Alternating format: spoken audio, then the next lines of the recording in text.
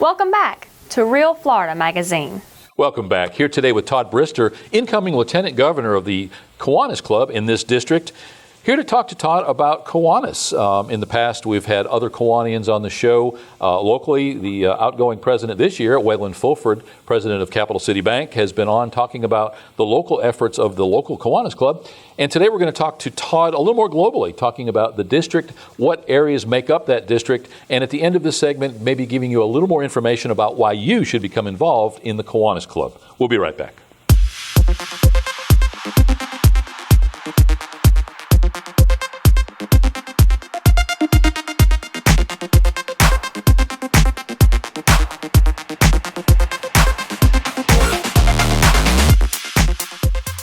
Welcome back. As mentioned, our guest today, Todd Brister, incoming Lieutenant Governor. Thanks for coming in. More importantly, thanks for having a sense of humor. I've butchered your name several times talking to Keith Forehand. But thanks for being here today. How exciting. How long have you been a Kiwanian? Well, thank you for having me. I have been a Kiwanian since December of 2008. So relatively short period of time. In the scheme of things, to be in this weighty position. Let's start at the beginning. Who is Todd Brister? Well, I have been living in Panama City, Florida now since April of 1993. I'm originally from Texas. I came to this area because my parents moved here, and I was 13, so as you might imagine, I came along with them. Melissa's your mother? Melissa Brister is my mother. I know Melissa well. Do you? Yes, I do. I did not realize And that just came to me, yeah. When I was still in radio, we used to do some things together. She was loosely associated with the newspaper, I believe at the time, the News Herald. That sounds correct. Yeah, and Clear Channel Radio, for whom I worked, along with the News Herald and WJHG, were sort of three-legged stool media partnership, and anything that any of us did, we all did. And now that, that was just in that primordial swamp of this memory. And Brister, yes, and when you mentioned moving here, so yes, all right, we've already got something in common. Well, I'll be sure to mention your name to her, and she remembers you too. Cool. But I am an attorney in Panama City, Florida, and like I said, I joined the Kiwanis in December of 2008, and that's actually what brings me here today.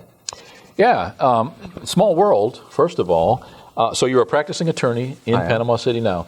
Currently, any political aspirations? None. None at all? None. Good.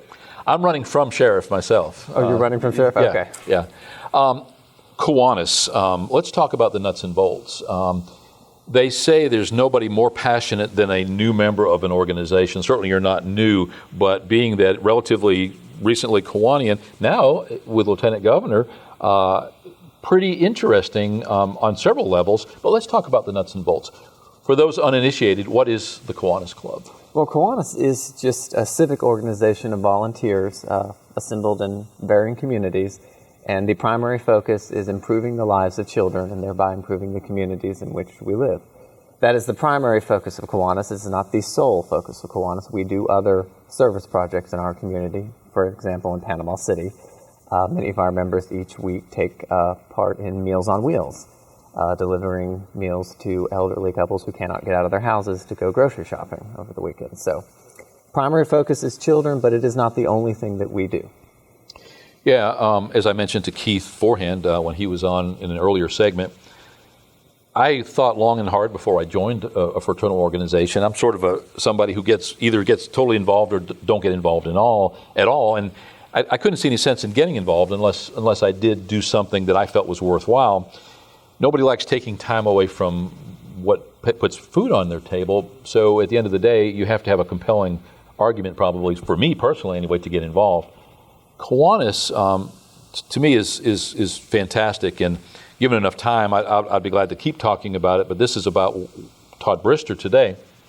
But the one thing that really stands out about Kiwanis to me is that 100% of the monies raised through fundraising efforts go right back into not just the community and children and families, but the local community, the community local to that fundraising effort and that specific club. And to me, that's huge.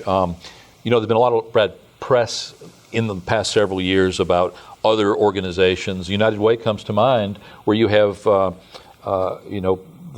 administration making hundreds of thousands of dollars in salaries. That may be justified. We're not here to talk about that, but at the end of the day, I know that Kiwanis is a little bit different in that effort.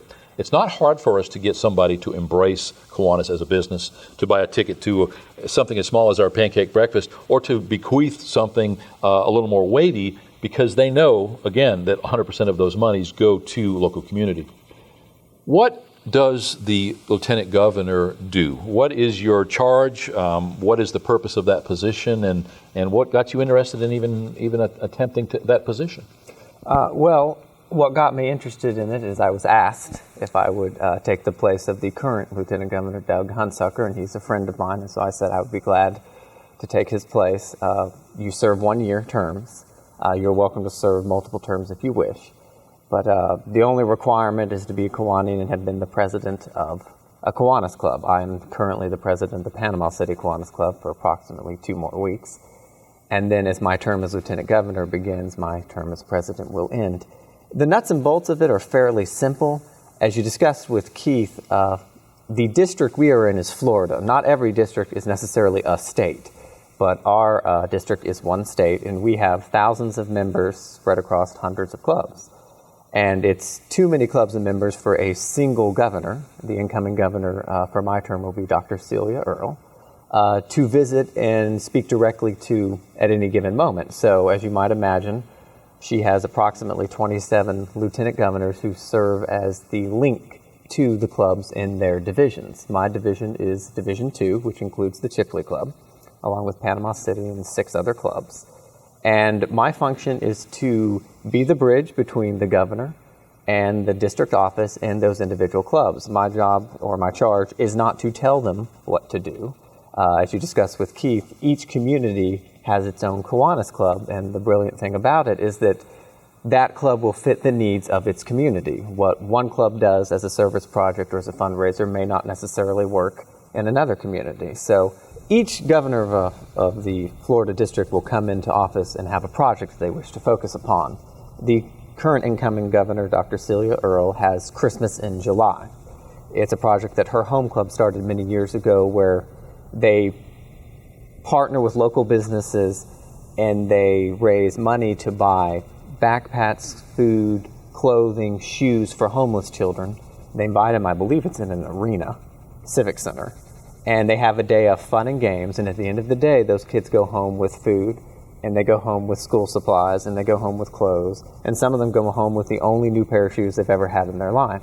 And so that's a project that she would like to see each club try to take on in their community. Many of us already do it with the weekend backpack programs. I think some of them called stuffing the backpacks for kids.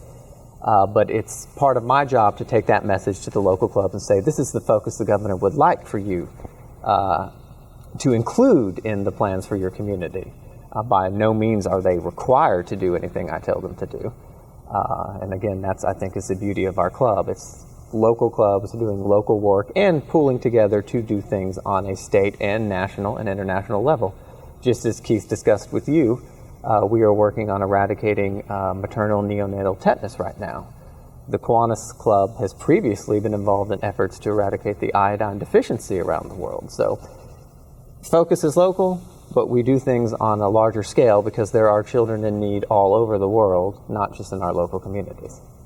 A good friend of mine, not that long ago, but it's been some time, Jim Dever was the Florida governor. Some of the people here today may have known Jim, and he was quite proud. Now, Jim was a self-made businessman, quite successful, and quite wealthy. But and it really surprised me. This was at a time when I had never heard of Kiwanis before, and or if I had, it didn't really register. And he came to me one day and announced that he had become governor of Kiwanis, Florida. And it really impressed me that this guy who I respected, certainly for his business acumen, if nothing else, but was a really good guy, embraced it. And he told me a little bit about it. And that certainly went towards my decision many years later here in Chipley to become involved in Kiwanis. The Christmas in July, I love the aspect as a public relations guy. I mean, obviously, it's easy to make a splash with something like that. We do several events centered around warmer weather.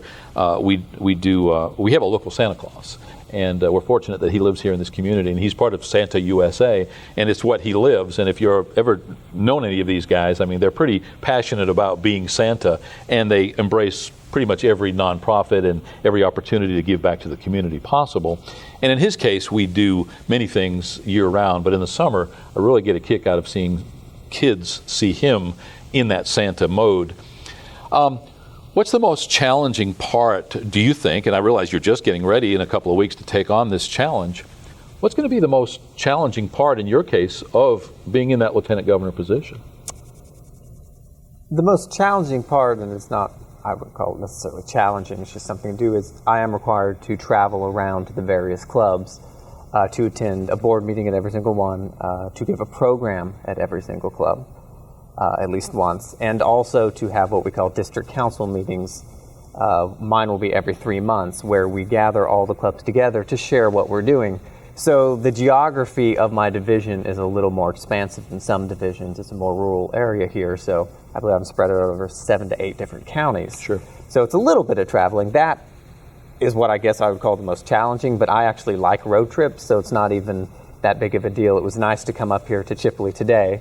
I work for myself, so I have the luxury of being able to do that. And I guess that's the most challenging aspect, you know.